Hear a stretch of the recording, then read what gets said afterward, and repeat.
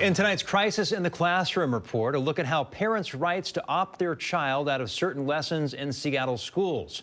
Parents learned their kids cannot opt out of LGBTQ-inclusive curriculum.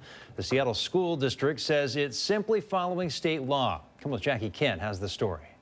I believe that Seattle Public Schools is trying to protect the freedom for all students to learn, and I'm in agreement of that. Seattle parent Debbie Carlson is supporting a Seattle school policy recently thrust in the spotlight, specifically being unable to opt a child out of LGBTQ-inclusive curriculum, from reading books with LGBTQ characters and sharing pronouns, to teaching LGBTQ history and using terms like transgender or gender identity. I want my child to have a well-rounded, pluralistic education. It was in June that the Supreme Court reviewed a similar policy for a school district in Maryland.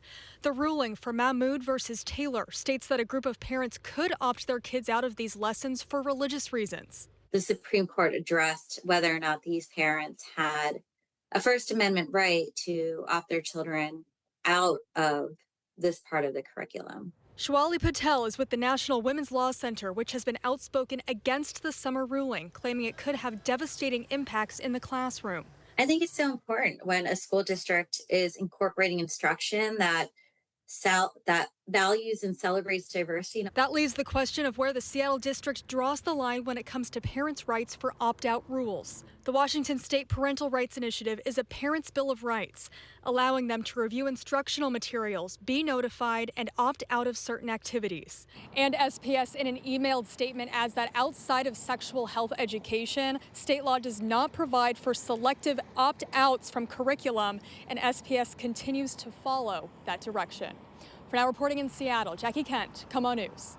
State law lets parents and guardians review textbooks and other classroom materials. They can also appeal decisions about instructional materials to the district's Instructional Materials Committee.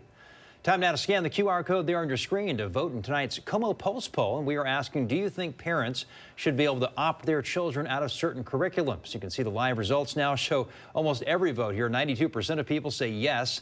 Only 8% say no. You still have time to vote. We will update these results tonight on KOMO News at 11.